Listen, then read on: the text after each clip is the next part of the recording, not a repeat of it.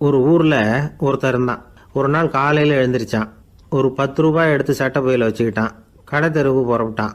காய்கறி வாங்குறதுக்காக அவன் போகிறான். காய்கறி சந்தைக்கு போய் சேர்ந்தான். கத்திரிக்காய் 1/4 கிலோ கொடுங்கன்னான். கொடுத்தாங்க. காசு கொடுக்கறதுக்காக சட்டை பையில் கையை விட்டான். பணத்தை காணும். 10 ரூபாயை சட்டை பையில் வச்சுக்கிட்டு தான் வந்தான். அது இப்போ அங்கே இல்லை. வழியில் எங்கேயும் அது விழுந்துட்டு போட்டுருக்கு. அல்லது யாராவது திருடர்கள் தெரியாமல் அதை எடுத்துக்கிட்டு போட்டாங்களா என்னன்னு தெரியல. எப்படியோ 10 ரூபாயை அவன் இழந்துட்டான். கையில் காசு இல்லை. அதனால் கத்திரிக்காயை திருப்பி கொடுத்துட்டு கவலையோடு வீட்டுக்கு திரும்பி வந்தான். அதையே நினச்சிக்கிட்டு இருந்தான். அவனுக்கு துக்கம் அதிகமாக போச்சு. அழ ஆரம்பிச்சிட்டான். காய்கறிகள் வாங்கிட்டு வந்து ஆனந்தமாக சமைச்சு சாப்பிட்லாம்னு நினச்சோம். அது முடியாமல் போச்சேங்கிற கவலை அவனுக்கு. அதனால் அதை மறக்கவே முடியல. இது நடந்து கொஞ்ச நாள் ஆச்சு. அதே மனுஷன் இன்னொரு நாள் அதே மாதிரி புறப்பட்டான். பணத்தை எடுத்து பையில் வச்சுக்கிட்டான். காய்கறி சந்தையை நோக்கி போய்கிட்டு இருக்கிறான். இப்போ வழியில் ஒரு ஏழை பையனை பார்த்தான். தம்பி எங்கே போகிற அப்படின்னு கேட்டான். ஐயா பள்ளிக்கூடத்துக்கு போய்கிட்டுருக்கிறேன் அவன். சரி, அதுக்கே எவ்வளவு கவலையோடு போய்கிட்டுருக்கிற அப்படின்னு விசாரித்தான் அவன். ஐயா நான் ரொம்ப ஏழை, வீட்டில் வசதி இல்லை, பரீட்சைக்கு பணம் கட்டணும், இன்றைக்கி கடைசி நாள், என்ன செய்கிறதுன்னு தெரியலன்னா. இவன் பார்த்தான். தாங்கிட்ட இருக்கிற பணத்தை எடுத்து அந்த பையன்கிட்ட கொடுத்தான். இதை வச்சுக்கோ, உடனே பணத்தை கட்டு, நல்லா படி, பரீட்சை எழுது அப்படின்னு சொல்லிவிட்டு திரும்பி வந்துட்டான். வெறுங்கையோடு திரும்பி வந்தும் வீட்டில் கேட்குறாங்க எங்கே காய்கறின்னு வழக்கம் போல் கேட்டாங்க. இவன் நடந்ததை சொன்னான். இப்போ வீட்டில் இருந்தவங்க அவங்ககிட்ட ஒரு கேள்வி கேட்டாங்க. ஏங்க இதே மாதிரி முன்னாடி ஒரு தடவை காய்கறி வாங்க போய் வெறுங்கையோடு திரும்பி வந்தீங்க, இப்போவும் வெறுங்கையோடு தான் திரும்பி வந்திருக்கிறீங்க. ஆனால் முன்னாடி வந்தப்போ வருத்தமாக இருந்தீங்க, இப்போ உங்கள் முகத்தில் வருத்தம் தெரியலையே அப்படின்னு கேட்டிருக்கிறான். அதாவது வீட்டில் இருக்கிறவங்க கேட்டாங்களாம். இப்போ அந்த மனுஷன் யோசிக்க ஆரம்பித்தானான். இந்த 2 நிகழ்வுகளுக்கு என்ன வித்தியாசம்? போன தடவை அவன் பணத்தை இழந்தான், இந்த தடவை அவன் பணத்தை இழந்திருக்கிறான். போன தடவை யாரோ திருடிட்டு போயிட்டாங்க, இந்த தடவை அவனாவே ஒரு பையன் பேரில் இறக்கப்பட்டு எடுத்து கொடுத்துருக்குறான். அன்னைக்கு பணம் போயிட்டுதேன்னு வருத்தமாக இருந்தது, இன்றைக்கி பணம் போனாலும் மனசுக்கு மகிழ்ச்சியாக இருக்குது, நிறைவாக இருக்குது. கொஞ்சம் யோசிச்சு பாருங்கள். பணத்தை இழந்தது மகிழ்ச்சிக்கோ வருத்தத்துக்கோ காரணமாக இருக்க முடியாது. அப்படின்னா வேறு எது காரணம்? அன்றைக்கு பணத்தை இழந்துட்டேன்னு அழுதான், இன்றைக்கு பணத்தை இழந்தாலும் மகிழ்ச்சியாக இருக்கிறான். ஆகவே மகிழ்ச்சிக்கும் துக்கத்துக்கும் இழப்பு காரணம் அல்ல, இழப்பு பற்றிய நம்முடைய அறிவு தான் காரணம் அப்படிங்கிறது பெரியவர்களுடைய கருத்து. எந்த பொருளும் நமக்கு கவலையை உண்டு பண்ணுறதில்ல, அந்த பொருள் பேரில் நாம் வைக்கிற பற்று தான் கவலையை உண்டு பண்ணுது. பொருள்கள் நம்ம விட்டுட்டு போயிட்டா நாம் அழுதுகிட்டு இருக்கிறோம், நாமே அதுகளை விட்டுட்டு வந்துட்டா மகிழ்ச்சியாக இருக்கிறோம். இந்த உண்மையை புரிஞ்சுக்கிட்டு நம்முடைய வாழ்க்கையை நல்ல விதமாக அமைச்சிக்கணும். ஒரு ஆள் அழுதுகிட்டு இருந்தான். ஏன்டா அழுகுறேன்னு கேட்குறார் ஒருத்தர். இழக்கிறதுக்கு எதுவும் இல்லை, அதனால் அழறேன்னா. என்னடா சொல்கிறேன்னார். கிட்ட வாங்க சொல்கிறேன்னா. இந்த மணி பர்ஸை வேற ஒருத்தன் பாக்கெட்லேருந்து திருடினேன், அப்புறம் தான் புரிஞ்சுது அவங்ககிட்ட இழக்கிறதுக்கு எதுவும் இல்லைங்கிறது. ஆமாங்க இது காலி பர்ஸு, அதனால் இப்போ அழுதுகிட்டு இருக்கிறேன், திருடியும் பிரயோஜனம் இல்லை அப்படின்னு சொல்லிவிட்டு அழுதானா. இப்பெல்லாம் நம்ம ஊரில் மாமியார் மருமகள் ஒருத்தர் நல்லா புரிஞ்சுக்கிட்டு நல்ல விதமாக தான் இருக்கிறாங்க பல இடத்துல. அதனால் நான் இப்போ சொல்ல போகிற கதையை கேட்டுவிட்டு இந்த காலத்தில் அவ்வளவு மோசமாக யார் சார் நடந்துக்கிறாங்க அப்படின்னு கேட்டு யாரும் சண்டைக்கு வரக்கூடாது. இன்னொரு உண்மையையும் சொல்லிவிடுறேன். அதாவது இந்த கதையை நமக்கு எழுதி அனுப்பி இருக்கிறதே கொஞ்ச நாளில் மருமகளாகவும் அதுக்கப்புறம் கொஞ்ச காலத்தில் மாமியாராகவும் ஆக போகிற ஒரு நேயர் தான். சரி, இந்த கதைக்கு வருவோம். அதாவது ஒரு சின்ன குடும்பம், அந்த வீட்டில் மாமியார் ஆட்சி, அவங்க வச்சது தான் சட்டம். பிள்ளையாண்டான் எப்படின்னா அம்மா சொல்கிறதையும் கேட்டுக்குவான், மனைவி சொல்கிறதையும் கேட்டுக்குவான், நமக்கு என்னத்துக்கு வம்புங்கிற டைப்பு. மருமகள் பேரில் குறை கண்டுபிடிக்கிறதுலையே அந்த மாமியாருக்கு ஒரு சுவாரஸ்யம். சின்ன சின்ன விஷயத்துலாம் குத்தம் கண்டுபிடிச்சிக்கிட்டே இருக்கிறாங்க. பொதுவாக எல்லாரும் எப்படின்னா ஏதாவது ஒரு காரணத்துக்காக சண்டை போட்டுக்கிட்டு இருப்பாங்க. அந்த அம்மா எப்படின்னா ஏதாவது ஒரு சண்டையை போடுறதுக்காக காரணத்தை தேடிக்கிட்டு இருப்பாங்க. அப்படி ஒரு மனசு. அந்த மருமக பொண்ணு பாவம் பயந்து பயந்து ஒவ்வொரு காரியமும் செஞ்சுக்கிட்டு வந்தது. இப்படியே பல வருஷம் ஓடி போட்டுது. அந்த மாமியாருக்கும் ரொம்ப வயசாகிட்டுது. இருந்தாலும் அந்த பழைய சுபாவம் மட்டும் மாறவே இல்லை. திடீர்னு ஒரு நாள் பக்கவாதம் வந்து அந்த அம்மாவுக்கு ஒரு பக்கம் கை கால் இழுத்துக்கிட்டுது. வாய் சுத்தமாக பேச முடியாமல் போயிட்டுது. சத்தம் மட்டும் வரும். ஒரு பக்கத்து கை காலை அசைக்க முடியும், பேசுகிறதெல்லாம் கையால் தான், அதாவது கை சைகையால்.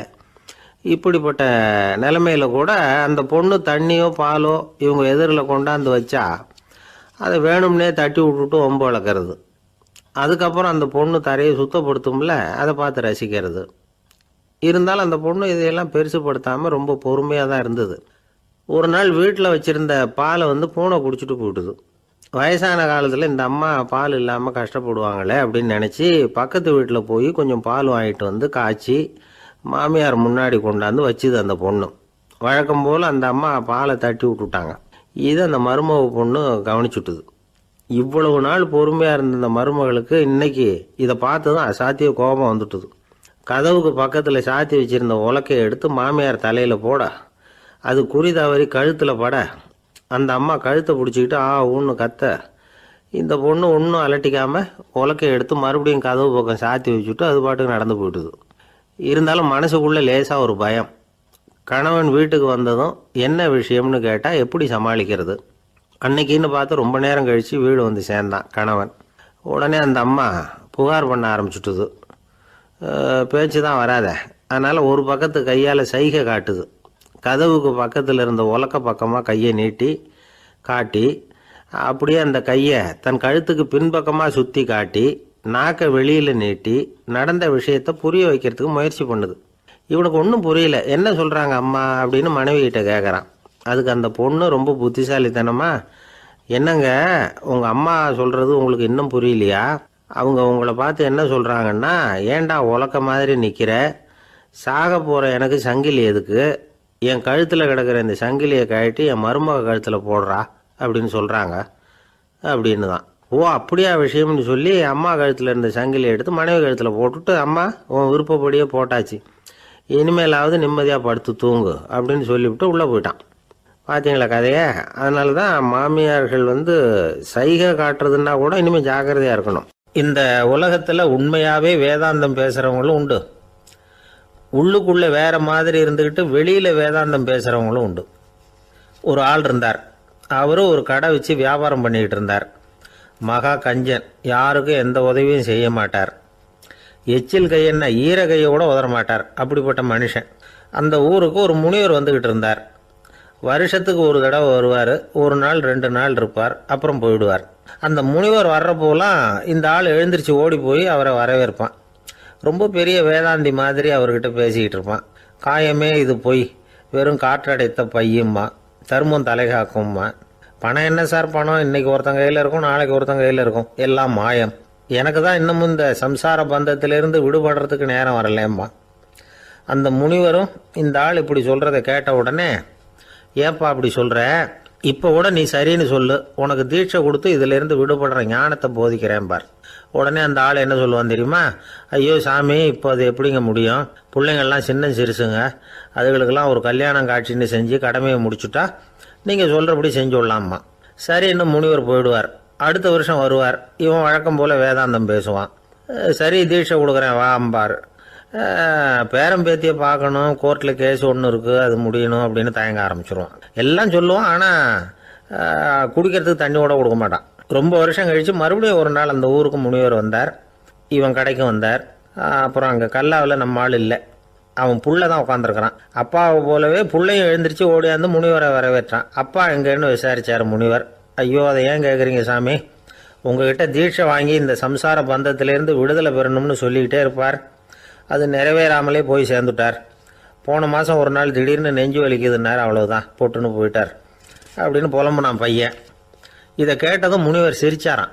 அவன் எங்கடா போவான், உன் அப்பா எங்கேயும் போகல, இதோ வாழை ஆட்டிக்கிட்டு உன் காலடியிலே இருந்துக்கிட்டு இருக்கான் பார் அப்படின்னு சொல்லி அங்கே நின்றுக்கிட்டு இருந்த ஒரு நாயை சுட்டி காட்டினாரான். என்ன சாமி சொல்கிறீங்க அப்படின்னு ஆச்சரியமாக கேட்டிருக்கான் பையன். உடனே முனிவர் அந்த நாயோட தலையில் ஒரு தட்டு தட்டி பேசுகிறா அப்படின்னாரான். உடனே அந்த நாய் வேதாந்தம் பேச ஆரம்பிச்சுட்டு தான். காயமே இது போய் வெறும் காற்றடைத்த பை அப்படின்னு தான். முனிவர் சொன்னார், அடே இப்போவும் ஒன்றும் கெட்டு போகல, நீ விரும்புனா சொல்லு, உனக்கு தீட்சை கொடுத்து என் பின்னாடியே அழைச்சிட்டு போயிடுறேன், அங்கே அழைச்சிட்டு போய் உனக்கு ஞானத்தை போதிக்கிறேன், வர்றியா அப்படின்னு கேட்டிருக்கார். உடனே அந்த நாய் சொல்லிச்சான், ஐயோ அதை ஏன் கேட்குறீங்க சாமி, நான் உண்ணாமல் தின்னாமல் ஏராளமான சொத்து சேர்த்து வச்சுட்டேன், என் பிள்ளைங்க அதோட பெருமை தெரியாமல் ராத்திரி நேரம்லாம் கதவை திறந்து போட்டுட்டு தூங்கிடுவாங்க, அதனால் இப்படி நாயாக பிறந்து ராத்திரி பகலாக சுற்றி சுற்றி காவல் காத்துக்கிட்டு கிடக்கிறேன், இப்போ எப்படி சாமி வர முடியும் அப்படின்னு கேட்டுதான். அறியாமையிலேயே சுகம் கண்டு இப்படி இருக்கிற ஆளுங்களுக்கு எப்படி விடுதலை கிடைக்கும், எப்போ விடுதலை கிடைக்கும் அப்படின்னு கேட்குறார் தசாவதானி, திருக்குறள் பேர் ராமையா. அவர் கேட்குறது நியாயம் தானே. இந்த காலத்து பையன் ஒருத்தன் அப்பா கிட்ட சொன்னான், அப்பா இன்னைக்கு நான் 1 ரூபா மிச்சப்படுத்தி விட்டேன் அப்படின்னு. நானும் அப்படியா என்னடா பண்ணேன்னு கேட்டிருக்காரு அப்பா. டவுன் பஸ்ஸில் ஏறாமல் அது பின்னாடியே ஓடியாந்தேன், 1 ரூபா மிச்சம் தானே அப்படின்றான். அட பாவி, ஒரு ஆட்டோ பின்னாடி ஓடியாந்துருந்தா 10 ரூபா மிச்சமாயிருக்குமே, வேஸ்ட் பண்ணிட்டியே அப்படின்னாராம் அந்த அப்பா. ஒரு கடற்கரை ஓரம், அங்கே ஒரு சின்ன கிராமம். அந்த கிராமத்தில் ஒரு சின்ன பள்ளிக்கூடம். கடற்கரை ஓரத்தில் உள்ள ஒரு விடுதியில் ஓய்வுக்காக ஒருத்தர் வந்து தங்கியிருக்கிறார். பள்ளிக்கூடத்தில் ஏதோ விழா நடக்கிறது மாதிரி தெரிஞ்சுது. உடனே அவர் அந்த பக்கமாக வந்தார். இங்கே என்ன நடக்குதுன்னு விசாரித்தார். பள்ளி ஆண்டு விழா நடக்குதுன்னாங்க. உடனே போனார். கண்காட்சி ஒன்று வச்சுருந்தாங்க. உள்ளே போய் பார்த்தார். பள்ளிக்கூடத்தில் படிக்கிற மாணவர்களே சொந்தமாக தயார் பண்ண பொருள்களை காட்சிக்கு வச்சுருக்கிறாங்க. அந்த ஊர் மக்கள்லாம் அதை கூட்டம் கூட்டமாக போய் பார்த்துக்கிட்டு இருக்கிறாங்க. இவரும் ஆர்வமாக அதையெல்லாம் பார்த்துக்கிட்டே போகிறார். ஒரு இடத்துல ஒரு சின்ன ரயில் செஞ்சு வச்சுருந்தாங்க, மாணவர்களே தயார் பண்ணது. மின்சாரத்தால் அது ஓடுறது மாதிரி பண்ணி வச்சுருந்தாங்க.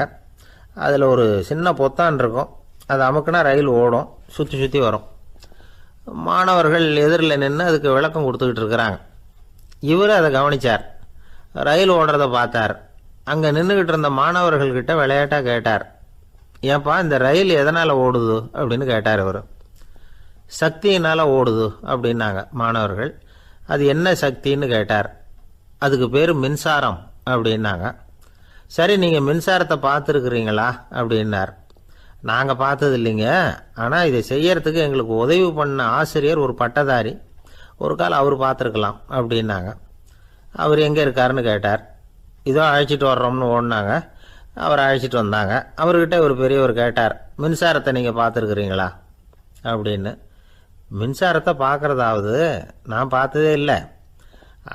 நான் பார்த்தது அது செயல்படுற விதத்தை தான். அது விளக்கை வந்து எரிய வைக்குது, ரயிலை ஓட வைக்குது, இது மாதிரி எத்தனையோ எந்திரங்களை வந்து செயல்பட வைக்குது. ஆனால் உண்மையிலேயே அது என்னன்னு எனக்கு தெரியாது. ஒருவேளை இந்த பள்ளிக்கூடத்து தலைமை ஆசிரியருக்கு தெரிஞ்சிருக்கலாம், ஏன்னா அவர் ஒரு மேல்நிலை பட்டதாரி அப்படின்னாராம் அவர். சரின்னு போய் தலைமை ஆசிரியரை கூப்பிட்டுக்கிட்டு வந்தாங்க. அவர்கிட்டையும் இதே கேள்வியை கேட்டாராம் அவர். மன்னிக்கணும், இந்த கேள்வியை இதுவரைக்கும் யாரும் என்கிட்ட கேட்டதில்லை. சக்தியை யாரும் பார்க்க முடியாது, ஆனால் அது செயல்படும் விதத்தை தான் பார்க்க முடியும் அப்படின்னாராம் அவர். இப்போ இதுவரைக்கும் கேட்டுக்கிட்டு இருந்த பெரியவர் சிரித்தார். சிரிச்சுட்டு சொன்னாராம், சரி அதுக்காக ஒன்றும் கவலைப்படாதீங்க, என்னுடைய பெயர் தாமஸ் ஆல்வா எடிசன் அப்படின்னாராம். இதை கேட்டதும் அங்கே இருந்தவங்களுக்கெல்லாம் அதிர்ச்சி, ஆச்சரியம். என்னது, நீங்கள் தானே எடிசன்? நீங்கள் எவ்வளவு மின்சார கருவிகளை உண்டாக்கி இருக்கிறீங்க, நீங்களா இந்த கேள்வியை கேட்டது அப்படின்னாங்களாம். ஆமாம், நான் தான் கேட்குறேன், ஏன்னா நானே மின்சாரத்தை பார்த்தது கிடையாது அப்படின்னாராம் அவர். அன்புங்கிறது இப்படிப்பட்டது தாங்கிறார் ஓஷோ. அன்புங்கிறது நம்ம உடற்கூறு அமைப்பில் இல்லை, அது நம்ம உடம்புல உள்ள சுத்த சக்தியின் வெளிப்பாடு. அதை உணரத்தான் முடியுமே தவிர பார்க்க முடியாது. அன்பே உன்னை வந்து நான் என் இருதயத்தில் வச்சிருக்கிறேன் அப்படின்னுலாம் சொல்லுவான். இதெல்லாம் சும்மா. இது வந்து டாக்டர்கள் சொல்கிற இருதயம் கிடையாது. அது வந்து ரத்தத்தை தள்ளுகிற ஒரு கருவி, அவ்வளவுதான். ஞானிகள் சொல்லுகிற இதயம் வேற, அது கண்ணுக்கு புலப்படாத ஒரு சக்தி. என்னுடைய இதயம் ரொம்ப விசாலமானது சார் அப்படின்னார் ஒருத்தர். அப்படிங்களான்னு ரொம்ப மரியாதையா, ஆமாங்க டாக்டர் அப்படி தான் சொல்கிறார், கொஞ்சம் வீங்கி போய் பெருசாக இருக்குதான் அப்படின்னார். ஒரே ஒரு ஊரில் ஒரு அம்மா இருந்தாங்க. அந்த அம்மாவுக்கு ஒரே ஒரு பிள்ளையாண்டான். அவனுக்கு ரொம்ப அக்கறையோடு கல்யாணம் பண்ணி வச்சாங்க. கல்யாணம் முடிஞ்சதும் மருமக பொண்ணு வீட்டுக்கு வந்து சேர்ந்தது. அப்பாடா என் கடமை முடிஞ்சுது, இனிமேல் அக்கடான்னு எங்கேயாவது ஒரு மூலையில் படுத்து கிடக்கலாம் அப்படின்னு நினச்சாங்க அந்த அம்மா. ஆனால் நினைக்கிறபடி எங்கே நடக்குது? அதுக்கப்புறம் தான் பிரச்சனையே ஆரம்பமாச்சு. மருமகள் குணம் சரியில்லை, ஒரு மாதிரி. அந்த பொண்ணு வீட்டுக்கு வந்ததுமே முதல் வேலையாக மாமியாரை பார்த்து, அதுதான் நான் வந்துட்டேன்ல, இனிமேல் உங்களுக்கு என்ன வேலைங்க, புறப்பட வேண்டியது தானே, காசி ராமேஸ்வரம்னு எங்கேயாவது போங்க அப்படின்னுட்டு தான்.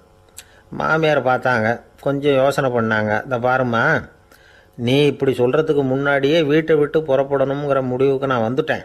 வீட்டை மட்டும் இல்லை, இந்த உலகத்தை விட்டே கூட போகிறதுக்கு தயாராக இருக்கிறேன். ஆனால் ஒரே ஒரு விஷயத்துக்காக என் உயிரை கையில் பிடிச்சிக்கிட்டு இருக்கிறேன் அப்படின்னாங்களாம். என்ன விஷயம்னு கேட்டது இந்த மருமக பொண்ணு. வேற ஒன்றும் இல்லை, என் பிள்ளைக்கு கல்யாணம் பண்ணி வச்சுட்டேன். ஒரு பேர புள்ள பிறந்து அதை என் கண்ணால் பார்த்துட்டேன்னா நான் எங்கே வேணும்னாலும் போகிறதுக்கு தயாராக இருக்கிறேன் அப்படின்னாங்களாம் அந்த மாமியார். மாமியார் இப்படி சொல்கிறதுலேயே நியாயம் இருக்கிறதாக பட்டுது அந்த பொண்ணுக்கு. சரி அப்படியே இருந்து பார்த்துட்டு போகலாம் அப்படின்னு அனுமதி கொடுத்தது. கொஞ்ச காலத்தில் ஒரு பேரன் பிறந்தான். அந்த அம்மாவும் பேரனை கண்ணால் பார்த்துட்டாங்க. சரி பேரனை பார்த்தாச்சுல்ல, இனிமேல் புறப்பட வேண்டியது தானே அப்படின்னது மருமக பொண்ணு. மாமியார் பார்த்தாங்க. நீ சொல்கிறது சரிதாம்மா, அதில் ஒன்றும் தப்பு இல்லை. என்னோடய பேரன் உங்களை அம்மா அப்பான்னு கூப்பிடுறத என் காது குளிர கேட்டுட்டு போயிடுறேனே அப்படின்னாங்களாம். சரி அந்த ஆசையை நிறைவேறட்டும் அப்படின்னு காத்துக்கிட்டு இருந்தாங்க. பேரன் வளர்ந்தான், நடந்தான், பள்ளிக்கூடம் போனால் பெரியவனானான். மருமக பொண்ணு மறுபடியும் மாமியாரை விரட்ட ஆரம்பிச்சுட்டுது, இன்னும் புறப்புள்ளையான்னு. இதை பாருமா, இது வரைக்கும் இருந்துட்டேன். பேரனோட கல்யாணத்தையும் கண்ணால் பார்த்தா தான் இந்த கட்டை வேகும் போல் இருக்குது அப்படின்னு சொல்லி ஒரு மாதிரியாக பேச ஆரம்பித்தாங்க. இதுவும் நியாயமான ஆசையாக தான் படுது அப்படின்னு அது யோசிச்சிருக்கு அந்த பொண்ணு. சரின்னு அதுக்கும் ஒத்துக்கிட்டது. உடனே பேரனுடைய கல்யாணமும் முடிஞ்சது ஒரு வழியாக. இனிமேல் ஒரு நொடி கூட இங்கே இருக்கக்கூடாது, புறப்படுங்க அப்படின்னு மாமியாரை விரட்டிச்சான் அந்த பொண்ணு. இப்போ அந்த மாமியார் தன்னோட மருமகளை பார்த்து சொல்கிறாங்க, இதோ கிளம்பிட்டேம்மா, என் மூட்டை முடிச்செல்லாம் கட்டிக்கிட்டேன், புறப்பட்டுவிட்டேன். அப்படியே நீயும் உன் துணிமணிகளை மூட்டை கட்டிக்கிட்டு கிளம்பிடும், என்னோட சேர்ந்து 2 பேருமா சேர்ந்து போயிடலாம் அப்படின்னாங்களாம். அந்த பொண்ணு முழிக்குது. முழிக்காதே, உனக்கும் ஒரு மருமக வந்துட்டா, இனிமேல் நீயும் ஒரு மாமியார் தானே, உனக்கும் இனிமேல் இங்கே வேலை இல்லை, புறப்படு அப்படின்னாங்களாம். அப்போ தான் அந்த பொண்ணு சிந்திக்க ஆரம்பிச்சு தான், தன்னோட தவறு புரிஞ்சுதான். இந்த தகவலை கேட்டுக்கிட்டு இருக்கிற மருமகள்லாம் இதை பற்றி கொஞ்சம் யோசித்து பார்க்கணுங்கிறதுக்காகத்தான் இதை சொல்கிறோம் மாமியார்கள் சார்பாக. கொஞ்ச நாளைக்கு முன்னாடி ஒரு பொண்ணை பார்த்து பேசுகிற சந்தர்ப்பம் கிடைச்சிது ஒரு கல்யாண வீட்டில். அந்த பொண்ணு சொல்லிச்சு, சார் எனக்கு கல்யாணம் ஆகி 15 வருஷம் ஆகுது, நான் மாமியார்கிட்ட சண்டை போட்டதே இல்லை அப்படின்னு ரொம்ப அடக்கமாக சொல்லிச்சு. அது எப்படிம்மா சாத்தியமாச்சுன்னு கேட்டோம். எனக்கு கல்யாணம் ஆகி 15 வருஷம்தான் ஆச்சு, ஆனால் என் மாமியார் செத்து போய் 20 வருஷத்துக்கு மேலே ஆயிட்டுது அப்படின்னுது. லோகமானிய பாலகங்காதர திலகர் இருந்தார்ல, அவருக்கு 15 வயசுலேயே கல்யாணம் நடந்துதான்.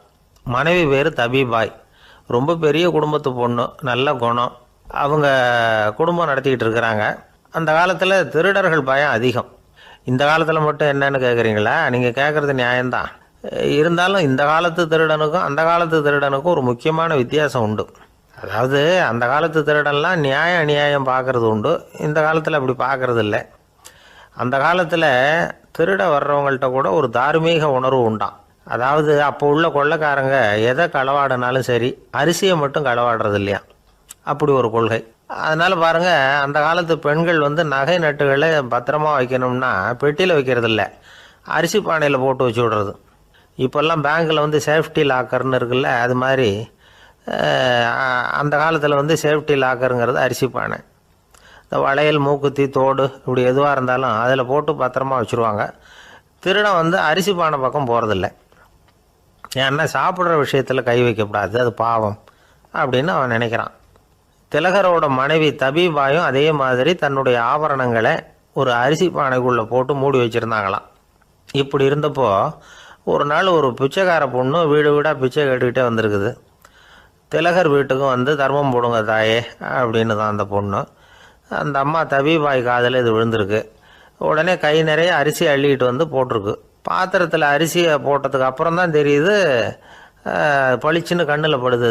அதாவது அந்த அம்மாவோட வைர மூக்குத்தி ஒன்று அரிசியோடு சேர்ந்து அந்த பிச்சைக்கார பொண்ணு பாத்திரத்தில் போய் விழுந்துட்டுது.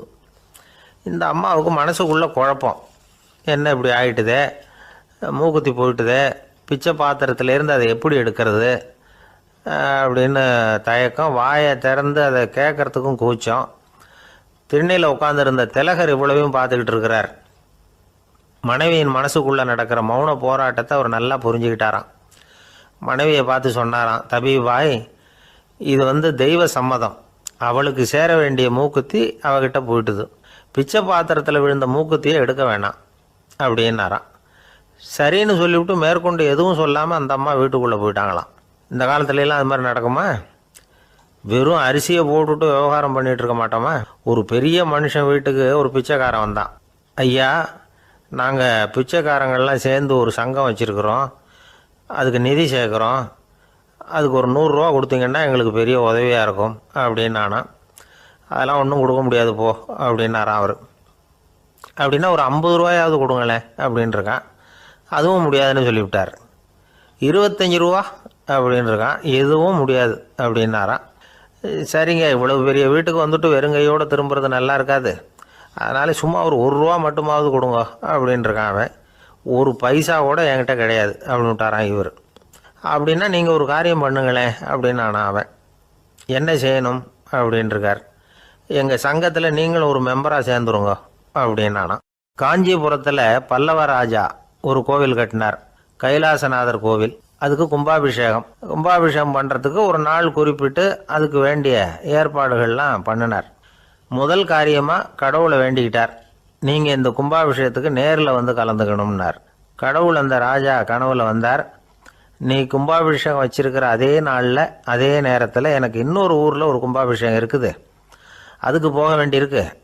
அதாவது திருநின்ற ஊரில் என்னுடைய பக்தர் ஒருத்தர், அவரும் ஒரு கோயில் கட்டி கும்பாபிஷேகம் செய்கிறார், நான் அதுக்கு போக வேண்டியிருக்கு, அதனால் உன்னுடைய தேதியை நீ மாற்றி வச்சுக்கோ அப்படின்னார். கடவுள் தான் எங்கேயும் இருக்கிறவராச்சே, அவர் நினச்சா 2 இடத்துலையும் இருந்து கோயில் கும்பாபிஷேகத்தை நடத்த முடியாதா? ஏன் அப்படி செய்யலை? அது ஒரு முக்கியமான காரணத்துக்காகத்தான். திருநின்ற ஊரில் இருந்த பூசலாருங்கிற அந்த அடியாரின் பெருமையை இந்த உலகத்துக்கு எடுத்து காட்டணுங்கிறதுக்காகத்தான் கடவுள் அந்த ராஜா கிட்ட அப்படி சொன்னார். சரி, அந்த அடியார் அப்படி என்னதான் பெருசாக கோயில் கட்டி விட்டார்? ராஜா கட்டின கோயிலை விட பெருசா? அவர் கட்டினது கருங்கல்லாலேயோ மண்ணாலேயோ மரத்தாலேயோ இல்லை. அவர் கட்டின கோயில் வேறு மாதிரி. அது மனசால் கட்டின கோயில், மனசுக்குள்ளே இருக்கிற கோவில், மனக்கோவில். அந்த அடியார் தன்னோட மனசுக்குள்ளே மாதக்கணக்காக ஒவ்வொரு கல்லாக சேர்த்து கட்டின கோவில். இந்த விஷயம் ராஜாவுக்கு தெரியாது. அவர் என்ன நினச்சிட்டாரு, அது நாம் கட்டின கற்கோயிலை விட ரொம்ப பெருசாக இருக்கும் போல இருக்கு அப்படின்னு நினச்சிட்டார். சரி, அப்பேற்பட்ட அந்த கோயிலை தரிசனம் பண்ணிவிட்டு வருவோம் அப்படின்னு நினச்சி ராஜா திருநின்ற ஊருக்கு போகிறார். அங்கே போய் பார்த்தா கோயிலையும் காணும், ஒன்றையும் காணும். கடைசியில் பூசலார் கட்டின மனக்கோவில் தான் அதுங்கிறத அவர் புரிஞ்சுக்கிறார். உடனே அந்த அடியாரின் காலில் விழுந்து வணங்குறார். அவரோ, இது மனசால முயன்ற கோவில், இதுக்கு இத்தனை பெருமையா அப்படின்னு ஆச்சரியப்படுறார். இதில் ஆச்சரியப்படுறதுக்கு ஒன்றும் இல்லை. ஆண்டவன் விரும்புறது அகபக்தியையே தவிர புற தோற்றங்களே அல்ல. இதை நாம் புரிஞ்சுக்கிட்டோம்னா நமக்குள்ள எந்த வேறுபாடுகளும் வர்றதுக்கு வழியே இல்லை. இன்னொரு ராஜா இருந்தார். அவர் ஆண்டவனுக்கு படைக்கிறதுக்காக ஒரு தார் நல்ல செவ்வாழை பழமாக எடுத்துக்கிட்டு போகணும்னு நினச்சார். அதனால் நாளே அதை வாங்கிட்டு வர சொன்னார் வேலைக்காரங்கிட்ட. வேலைக்காரன் போனால் கடைத்தெருவில் ஒரு தார் பழம் வாங்கினா, வர்ற வழியில் அவன் குடிசை. அப்படியே எட்டி பார்த்துட்டு போவோமேன்னு நினச்சான். போனான். அங்கே இவனோட குழந்தை பாவம் பசியால் கத்திக்கிட்டு இருக்கு. இவன் பார்த்தான், இவ்வளவு பெரிய தாரில் ஒரு 2 பழம் எடுத்தா தெரியவா போகுது அப்படின்னு நினச்சி ஒரு 2 பழத்தை பிச்சு அந்த குழந்தைகிட்ட கொடுத்தான். அதை வாங்கி வயிறார சாப்பிட்டுது, பசி அடங்குச்சு, விளையாட போயிட்டுது. இவன் அதுக்கப்புறம் வாழைப்பழத்தை எடுத்துக்கிட்டு அரண்மனைக்கு வந்தான். 2 பழம் பிச்சிருக்கிறது ராஜாவுக்கு தெரிஞ்சு போச்சு. இவன் உண்மையை சொல்லிவிட்டான். உடனே ராஜா, கடவுளுக்கு படைக்க வேண்டிய பொருளை குழந்தை எச்சில் பண்ண விட்டுருக்கியே அப்படின்னு சொல்லி அவனை கட்டி வச்சு சாட்டையால் அடித்தார் பாவம். மறுநாள் பழத்தை கோயிலுக்கு எடுத்துகிட்டு போனார். கடவுள் முன்னாடி வச்சார். கடவுள் கண்ணை திறந்து பார்த்தார், பழம்லாம் அழுகி இருக்குது. என்ன இது அழுகி போன பழம் அப்படின்னார். ராஜா முழிச்சார். நல்லா தானே இருந்தது அப்படின்னு நினச்சார். அப்போ கடவுள் அந்த ராஜா கிட்ட சொன்னாராம், இதை பார்ப்பா, இந்த தாரில் 2 பழம் தான் நல்ல பழம், அந்த 2 பழங்களையும் நேற்றுக்கே நான் சாப்பிட்டுட்டேன் அப்படின்னாராம். அப்போ தான் ராஜாவுக்கு புரிஞ்சுது, ஏழை குழந்தையின் பசியை தீர்க்கறதுக்காக உதவுன அந்த 2 பழம்தான் இறைவன் சாப்பிட்ட பழம்னு. இறைவன் இருக்கிற இடம் எது? இதுதான்.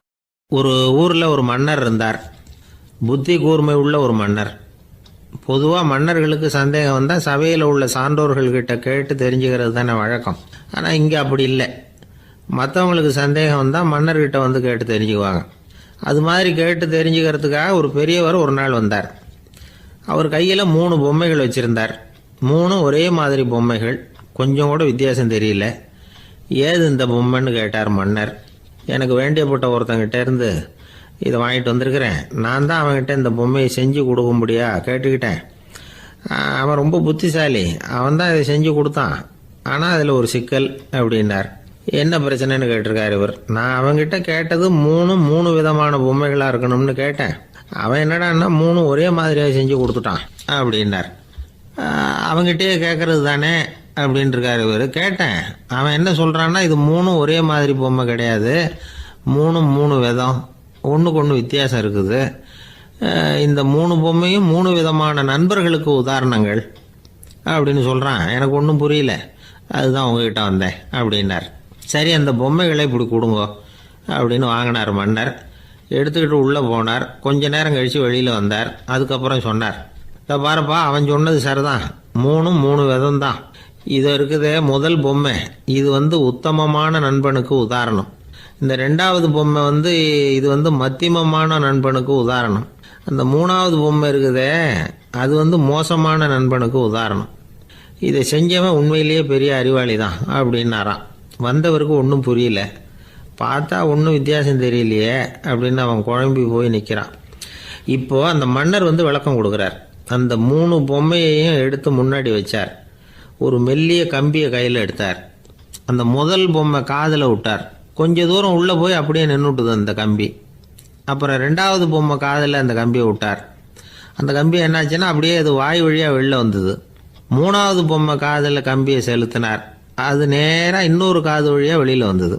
இப்போ இந்த முதல் வகை இருக்குதே, அது மாதிரியான நண்பர்கள் எப்படி தெரியுமா? நம்ம கஷ்டத்தை அவங்கக்கிட்ட சொன்னால் பேசாமல் கேட்டுக்குவாங்க.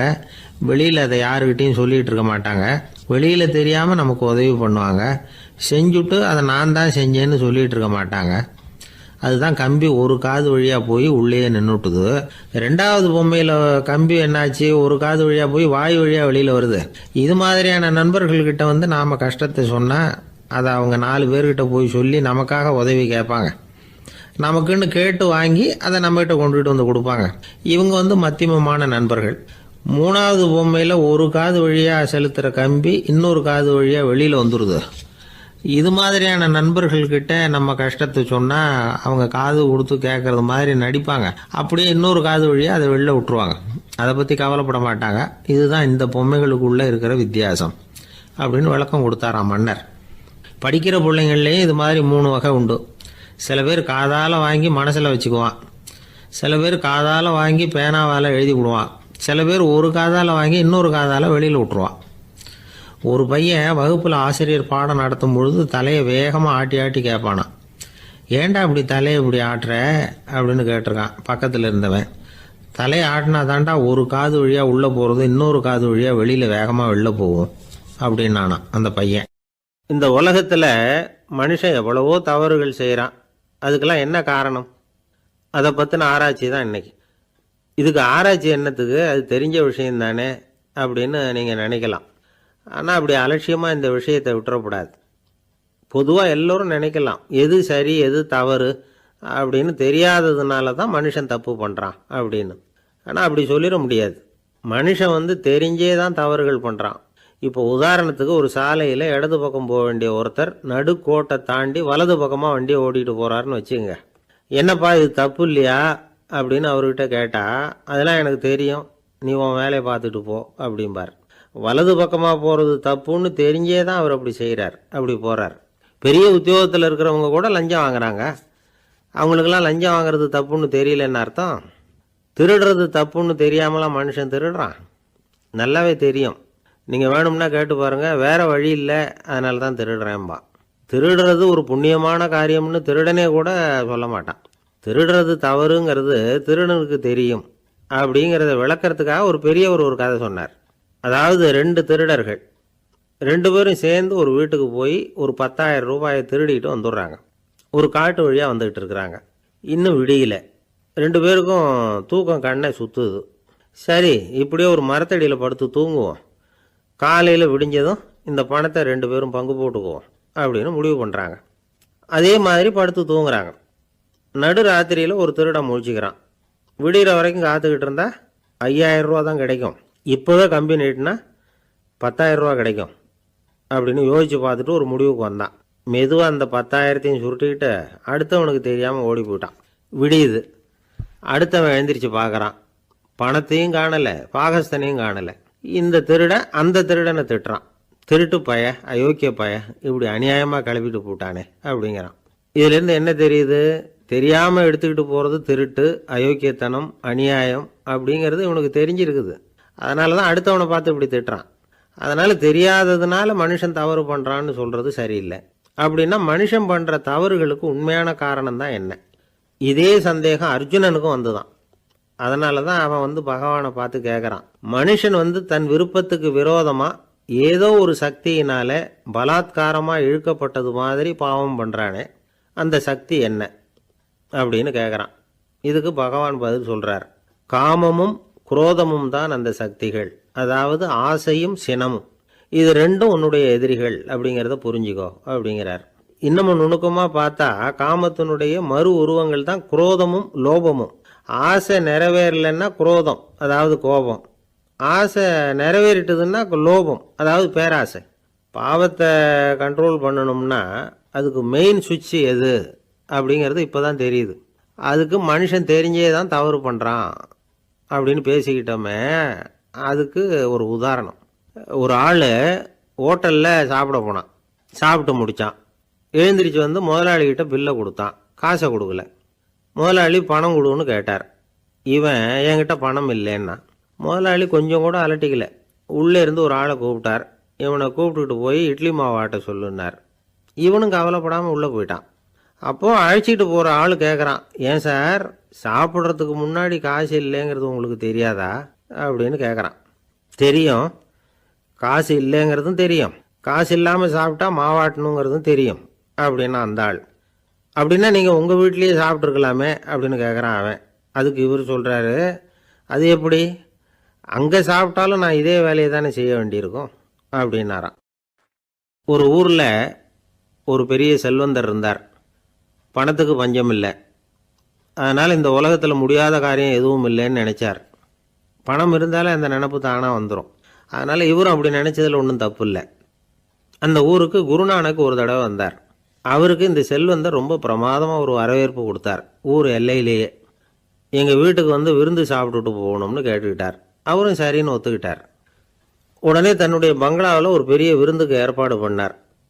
குருநானக்கை அழைச்சிட்டு வீட்டுக்கு போனார், உட்கார வச்சார். ஐயா, நான் இந்த ஊர்லேயே ரொம்ப பெரிய வசதி உள்ளவன், என்னால் எல்லாம் முடியும், உங்களுக்காக நான் என்ன செய்யணும்னு சொல்லுங்கள், எதுவாக இருந்தாலும் பரவாயில்ல, எவ்வளவு செலவானாலும் பரவாயில்ல, என்னால் செய்ய முடியும், என்ன செய்யணும்னு சொல்லுங்கள், அது போதும், நான் செய்கிறேன் அப்படின்னு நான் ரொம்ப பணிவா.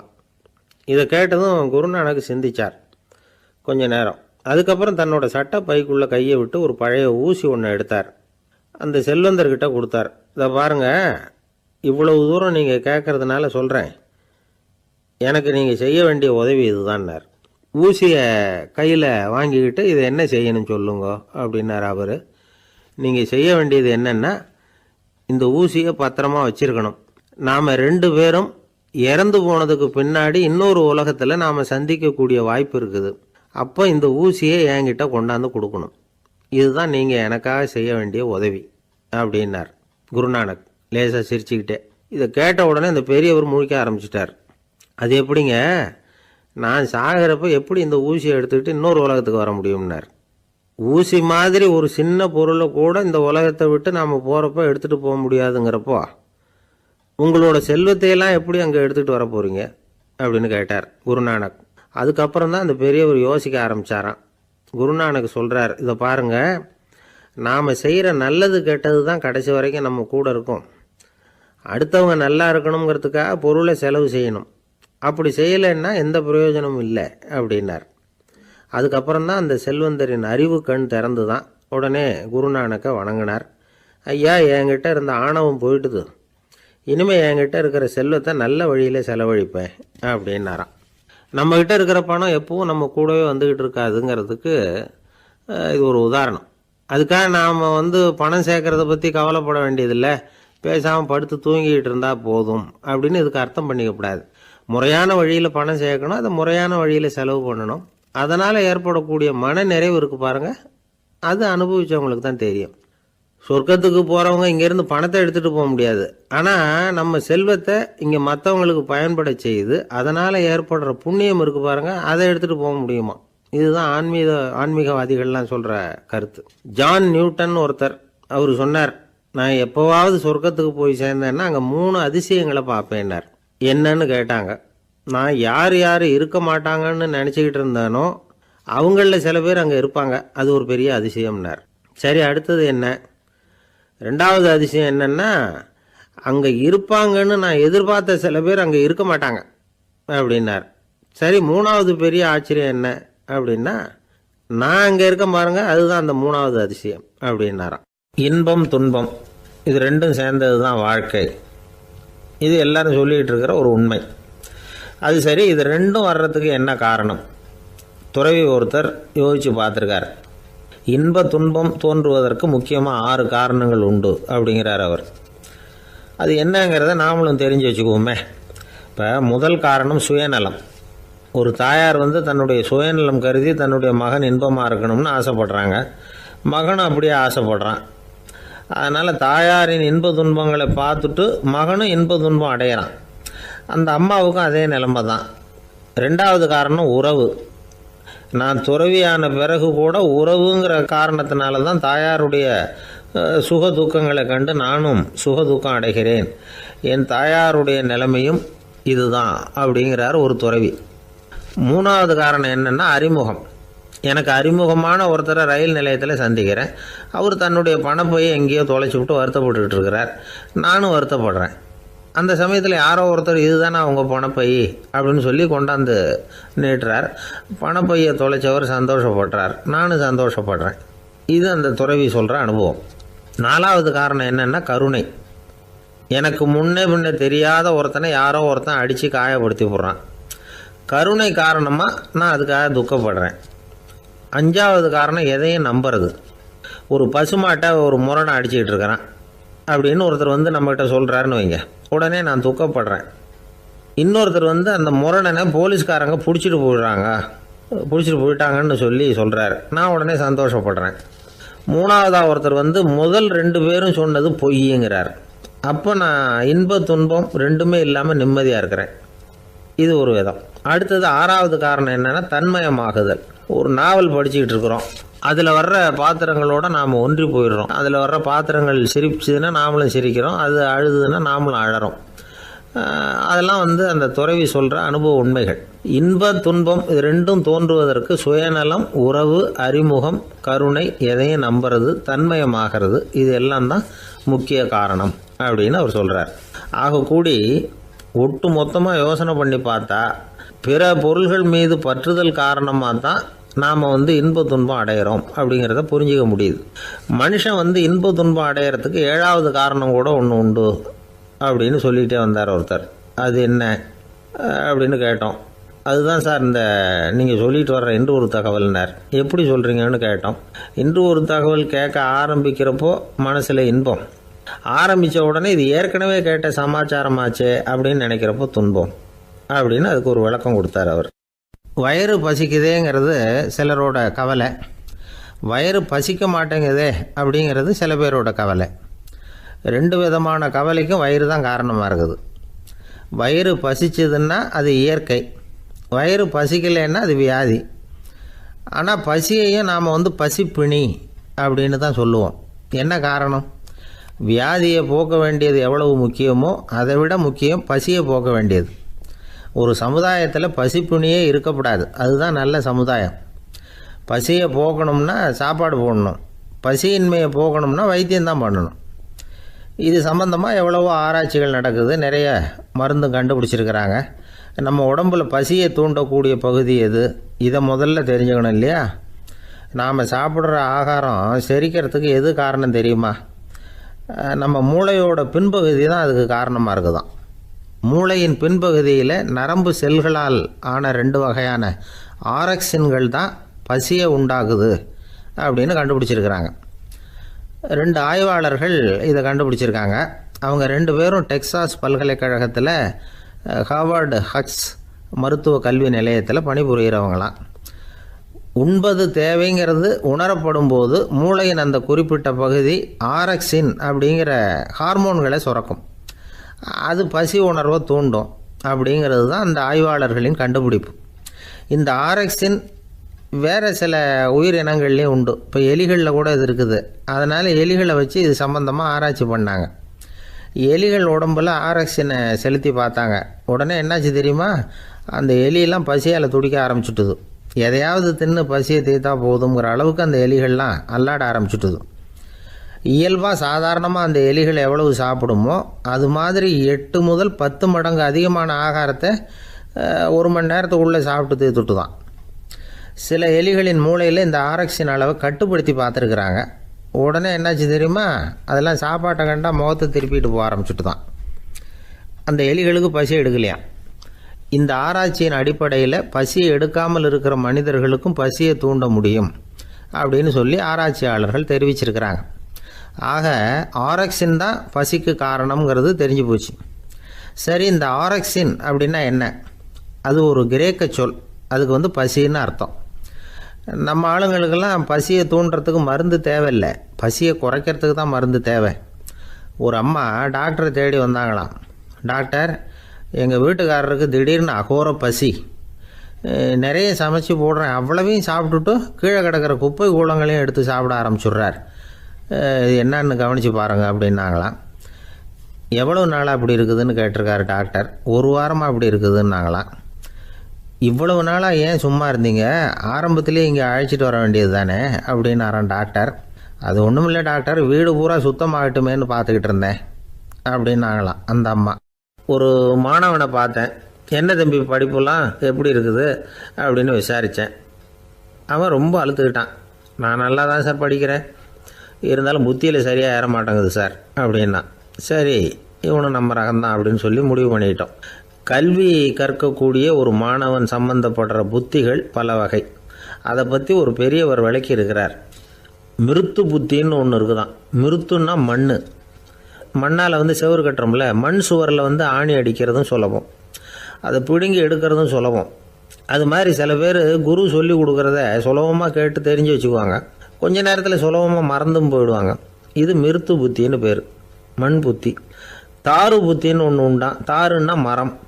அதில் பச்சை மரத்தில் ஆணி அடிக்கிறது சுலபம், ஆனால் அதை எடுக்கிறது கஷ்டம். அது மாதிரி ஆசிரியர்கிட்டேருந்து கேட்டதை கவனமாக மனசில் பதிய வச்சுக்கிட்டு அதை மறக்காமல் இருக்கிறது தாரு புத்தி.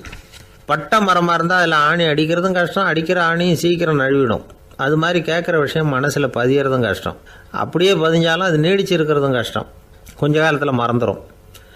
இன்னொரு வகை புத்தி ஒன்று உண்டு, அதுக்கு பேர் சிலா புத்தின்னு பேர். சிலான்னா கல்.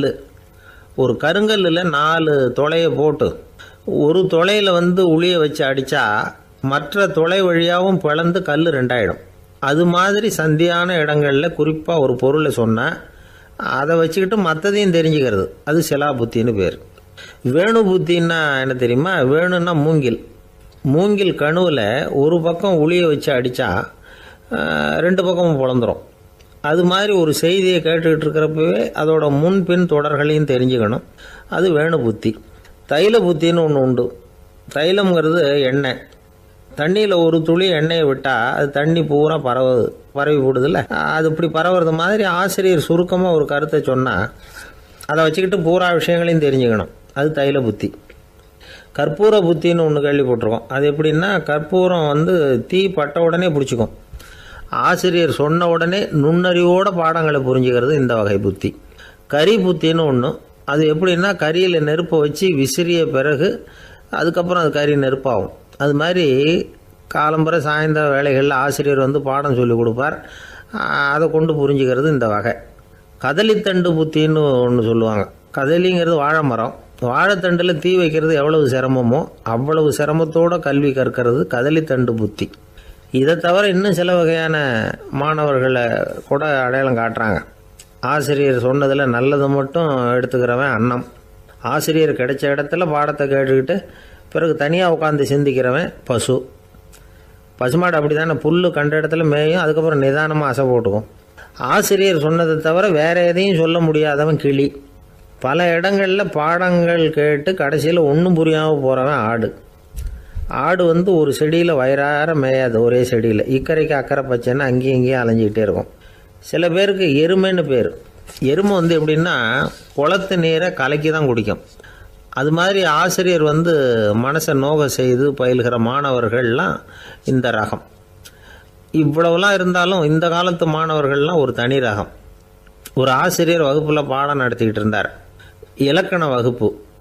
இறந்த காலம், நிகழ்காலம், எதிர்காலம், past tense, present tense, future tense, இதை பற்றிலாம் பாடம் நடத்துகிறார். எல்லாம் சொல்லி கொடுத்துட்டு இப்போ நான் ஒரு வாக்கியம் சொல்லுவேன், அது என்ன காலம் அப்படிங்கிறத நீங்கள் சொல்லணும்னார் ஆசிரியர். சரின்னாங்க மாணவர்கள்லாம். நான் நாளைக்கும் பாடம் நடத்தப் போகிறேன், இது என்ன காலம் அப்படின்னு கேட்டார் ஆசிரியர். அதாவது நான் நாளைக்கும் பாடம் நடத்தப் போகிறேன், இந்த வாக்கியம் என்ன காலம்னு கேட்டார். ஒரு பையன் மெதுவாக எழுந்திரிச்சு சொன்னான், இது எங்கே போதாத காலம் சார் அப்படின்னு சொல்லிவிட்டு உட்காந்துட்டானா. ஒருத்தர் ஓடி வந்தார், இன்னொருத்தரை பார்த்து, சார் உங்கள் சைக்கிளை ஒரு நாள் இரவல் கொடுங்களேன், பக்கத்து ஊருக்கு போயிட்டு வர வேண்டியிருக்கு அப்படின்னார். இவர் சைக்கிளை கொடுத்து பத்திரமா கொண்டுட்டு போங்கன்னார். சார் இதை பத்திரமா கொண்டு போகிறேன், கவலையே வேணாம், ஏன்னா இது உங்களோட சைக்கிள் அப்படின்னு நான் நினைக்கல, என்னோட சைக்கிளாக நினைக்கிறேன் அப்படின்னார். அதுக்கப்புறம் தான் இவருக்கு உண்மையாகவே பயம் வந்துட்டுது. ஏன்னா அவர் சொன்னது மாதிரி அதை தன்னோட சைக்கிளாகவே நினச்சி தள்ளிட்டு போட்டால் என்ன பண்ணுறது? எது எதை நம்முடையதாக நினைக்கணுங்கிறதுக்கு ஒரு வரையறை இருக்குது. சில பேர் ஆஃபீஸையே வீடாக நினச்சி விடுறது உண்டு. அப்படிப்பட்டவங்க கூட வீட்டை ஆஃபீஸாக நினைக்கிறது இல்லை. ஏன்னா வீட்டில் இவர் ஆஃபீஸராக நடந்துக்க முடியறதில்ல. இதெல்லாம் ஒரு பக்கம் இருக்கட்டும், இப்போ விஷயத்துக்கு வருவோம். பொறியியல் மேதை டாக்டர் விஸ்வேஸ்வரய்யா இருந்தார் இல்லையா, பாரத ரத்னா விருதெல்லாம் கொடுத்தாங்களே. ஆஃபீஸ் வேலை வேறு, சொந்த வேலை வேறு அப்படிங்கிறதுக்கு ஒரு உதாரணமாக இருந்தவர் அவர். மைசூர் மகாராஜா கிட்ட திவானாக இருந்தார். அவர் ஒரு நாள் அரசாங்க வேலை காரணமாக வெளியூர் போயிருந்தார். ஹாசன்கிற ஊருக்கு பக்கத்தில் ஒரு பயண மாளிகை, அங்கே தங்கிவிட்டார். ராத்திரி அங்கே தங்கி இருந்துட்டு விடிஞ்சதும் ஊருக்கு திரும்புறதாக திட்டம். ராத்திரி தூங்கிறதுக்கு ரொம்ப நேரம் ஆகிட்டுது. ரொம்ப நேரம் வரைக்கும் அரசாங்க சம்பந்தப்பட்ட வேலைகளையே பார்த்துக்கிட்டு இருக்கிறார். அரசாங்க ஃபைல்கள் நிறைய இருந்தது. அதையெல்லாம் ஒவ்வொன்றா எடுத்தார், படித்து பார்த்தார், பரிசீலனை பண்ணார். அதில் எழுத வேண்டியதை எழுதினார், கையெழுத்து போட்டார். ஒரு வழியாக அந்த வேலையெல்லாம் முடிஞ்சுது. அதுக்கப்புறம் என்ன பண்ணார்னா, தன்னுடைய சூட்கேஸை திறந்தார். அதிலேருந்து 2 மெழுகுவத்தியை எடுத்து கொளுத்தி வச்சார். அந்த பயண மாளிகையில் அது வரைக்கும் எரிஞ்சிக்கிட்டு இருந்த மின்சார விளக்குகளை அணைச்சிட்டார். அதுக்கு பிறகு அந்த மெழுகுவத்தி வெளிச்சத்தில் சில புத்தகங்களை தொடர்ந்து படிக்க ஆரம்பிச்சிட்டார். அந்த பயண மாளிகையில் பணியாளராக இருந்தவர் இதை பார்த்துட்டு ஓடி வந்தார். மறுபடியும் மின் விளக்கு போடுறதுக்காக போனார். விஸ்வேஸ்வரய்யா அதை பார்த்துட்டு போட வேணாம்ட்டாராம். இது வரைக்கும் நான் அரசாங்க அலுவல்களை கவனிச்சிக்கிட்டு இருந்தேன், அதனால் மின் விளக்குகள் அப்போ எரிஞ்சதில் தப்பு இல்லை. இப்போ நான் புத்தகம் படிச்சுக்கிட்டு இருக்கேன், இது என்னுடைய சொந்த வேலை, இங்கே இருக்கிற மின் விளக்கு அதுக்காக ஏன் எரியணும் அப்படின்னு கேட்டாராம். இப்போ இருக்கிற சில அரசு பணியாளர்கள்கிட்ட இந்த சம்பவத்தை பேச்சோட பேச்சாக சொல்லி பார்த்தேன். அவங்களால இதை ஜீரணிக்கவே முடியல. நேர்மை தேவை தான் சார், அதுக்காக அவ்வளவு தூரத்துக்கு அது தேவையா அப்படிங்கிறாங்க. விஸ்வேஸ்வரய்யா அப்படி பண்ணினது தான் ஒரு நேர்மையாளர் அப்படின்னு இந்த உலகத்துக்கு நிரூபிக்கணுங்கிறதுக்காக இல்லை. தான் அப்படி நடந்து காட்டினா தன்னை சுற்றி இருக்கிறவங்களும் அதை கேள்விப்படுறவங்களும் முடிஞ்ச அளவுக்கு பொது வாழ்க்கையில் அரசு பணியில் நேர்மையை கடைபிடிக்க முயற்சி பண்ணலாமே அப்படிங்கிறதுக்காகத்தான். இப்போவும் சில பேர் இருக்கிறாங்க, இவங்க ஆஃபீஸ் வேறு வீடு வேறேன்னு நினைக்கிறதில்ல, அவ்வளோ உரிமை. ஒருத்தர் அப்படி தான், அவருக்கு அவசரமாக 5000 ரூபா தேவைப்பட்டது. ஆஃபீஸு பணத்தை எடுத்துக்கிட்டார். அந்த நேரம் பார்த்து ஆடிட் வந்துட்டுது, ஆப்பிட்டுக்கிட்டார். விசாரணை நடக்குது. அவர் சொல்கிறார், சார் நான் நேரம் காலம் பார்க்காம ஆஃபீஸில் வேலை செய்வேன், ஏன்னா அதை என்னோடய ஆஃபீஸாக நினைக்கிறேன். அவசரத்துக்கு அந்த பணத்தை எடுத்தேன், மறுபடியும் வச்சுடலாம்னு தான் இருந்தேன், அதுக்குள்ளே இப்படி ஆகிட்டுது. நீங்கள் என்ன நினச்சாலும் சரி, நான் ஆஃபீஸ் வேறு வீடு வேறு அப்படின்னு நினைக்கிறதில்ல, அது என்னோடய சுபாவம் அப்படின்னார். விசாரணை பண்ணவர் தீர்ப்பு வழங்கினார். உங்கள் சுபாவத்துக்கு மதிப்பு கொடுத்து நானும் தீர்ப்பு வழங்குறேன். நீங்கள் கொஞ்ச நாள் ஜெயிலில் இருந்துட்டு வாங்க, அது உங்களுக்கு கஷ்டமாக இருக்காதுன்னு நினைக்கிறேன். ஏன்னா அங்கே போனாலும் நீங்கள் உங்கள் சுபாவப்படி வீடு வேற ஜெயில் வேறன்னு நினைக்க மாட்டீங்க அப்படின்னாராம். ஒரு நாள் ஒரு நண்பரை சந்தித்தேன். உங்கள் வீடு எதுன்னு உங்களுக்கு தெரியுமா சார்ன்னு. அவர் என்னை ஒரு மாதிரியாக பார்த்தார். அப்புறம் சொன்னார், தெரியும் அப்படின்னாரு. சரி, உங்கள் தொலைபேசி எண் உங்களுக்கு தெரியுமான்னு. அதுவும் தெரியும்னார். உங்கள் மனைவி மக்கள் யார் யாருன்னு உங்களுக்கு தெரியுமான்னு கேட்டேன். என்னை ஒரு மாதிரியாக பார்த்தார். அப்புறம் சொன்னார், அதுவும் தெரியும் சார் அப்படின்னார். சரி, நீங்கள் யாருன்னு உங்களுக்கு தெரியுமான்னு கேட்டேன். இப்போ தான் அவர் முழிக்க ஆரம்பித்தார். அவர் மட்டும் அப்படி இல்லை, நாம் எல்லாருமே அப்படி தான். எதிரில் நிற்கிறது யாருங்கிறது தெரியும், நாம் யாருன்னு நமக்கு தெரியாது. உண்மையிலேயே நாம் யார்? இந்த கேள்விக்கான பதிலை தான் வாழ்க்கை பூரா நாம் தேடிட்டு இருக்கிறோம். புத்தர் என்ன சொல்கிறாரு தெரியுமா? நீங்கள் கடவுளை பற்றி கவலைப்பட தேவையில்லை, உங்களை பற்றின கவலை உங்களுக்கு இருந்தால் போதும் அப்படிங்கிறார். நான் யார், எனக்கு ஏன் இந்த கவலை அப்படின்னு உங்களை நீங்களே கேட்டுக்குங்க அப்படிங்கிறார். நாம் ஏன் கடவுளை படைத்தோம்? அது ஒரு நழுவல் முயற்சியாம். அதாவது தன்னிடமிருந்து தானே தப்பிக்கிற ஒரு முயற்சியாம். இப்படி தான் அதை சொல்கிறாங்க அறிஞர்கள்லாம். மக்கள் பொய்யான பிரச்சனைகளில் ஆர்வமாக இருக்கிறாங்க. அதுக்கு தீர்வு காணவும் முயற்சி பண்ணுறாங்க. கடவுளை பற்றி விவாதிக்க எல்லாருக்கும் விருப்பம். தன்னுடைய சுயம் பற்றிய பிரஜையே இருக்கிறதில்ல. ஆகக்கூடிய விஷயம் என்னன்னா, கடவுள் சமாளிப்புக்கு பயன்படுத்தப்படுகிறார். மனவியல் என்ன சொல்லுது தெரியுமா? கடவுள், சொர்க்கம், மறுபிறவி இதை பற்றிலாம் பேச ஆரம்பிக்கிறவங்க யார் தெரியுமா? போருக்கு போகிறவன், துன்பத்தில் சிக்கி கஷ்டப்படுறவன், நோய் படுக்கையில் விழுந்தவன், இவங்க தான். நாம் அனுபவத்திலே பார்க்குறோமே இதையெல்லாம். கடவுளை துணைக்கு கூப்பிடுறவங்க யாருன்னு கவனித்து பாருங்கள். பரீட்சை எழுத போகிறவன், வேலை தேடி அலையிறவன், பண நெருக்கடியில் இருக்கிறவன், விபத்தில் சிக்கிக்கிட்டவன், இவங்கெல்லாம் தான். தேர்வில் வெற்றி பெற்றதும் அவரை துணைக்கு கூப்பிடுறதில்ல, வேலை கிடைச்சதும் அவர் துணை தேவைப்படுறதில்ல. ஏன் இப்படி? கொஞ்சம் யோசனை பண்ணி பாருங்கள். துன்பம் வருகிற போது அந்த துன்பத்தை தவிர்க்க வேண்டிய நிலையில் அதிலிருந்து நழுவி போகிறதுக்காக பிரார்த்தனை தேவைப்படுது. எல்லாம் நல்லபடியாக நடக்கிறப்போ பிரார்த்தனை செய்யறதில்ல. புத்தருடைய வழி என்ன தெரியுமா? அந்த வழியில் கடவுளும் கிடையாது, பிரார்த்தனையும் கிடையாது. புத்தர் செய்தது இதைத்தான். அதாவது கடவுள்கிட்ட இருந்து மனிதனையும், மனிதன்கிட்ட இருந்து கடவுளையும் அவர் விடுவித்தார். புத்த மதம் என்ன சொல்லுது தெரியுமா? கடவுள் பிரச்சனை அல்ல, மனிதன்தான் உண்மையான பிரச்சனை அப்படின்னு சொல்லுது. உங்களை நீங்கள் நல்லா தெரிஞ்சுக்கிட்டா போதும், நீங்களே கடவுள் ஆயிடுவீங்க அப்படிங்கிறது தான் புத்த மதம். அதனால் நமக்கு தேவை உள்முக பயணம். நான் யார் அப்படிங்கிற கேள்வியோட உள்ளே போகணும். அங்கே போனால் தான் தெரியும் நான் அப்படின்னு அங்கே யாருமே இல்லைங்கிறது. இதெல்லாம் புத்தர் சொல்லுகிற ஒரு தத்துவம். தத்துவம்னு சொன்னாவே நமக்கெல்லாம் அதை புரிஞ்சுக்கிறது கஷ்டம்தான். நம்ம பொறுத்த வரைக்கும் தத்துவங்கிறதுல 2 வகை உண்டு. ஒன்று தத்துவம், இன்னொன்று மகா தத்துவம். தத்துவம்னா என்ன தெரியுமா? கேட்குறவங்களுக்கு புரியக்கூடாது, அதுதான் தத்துவம். மகா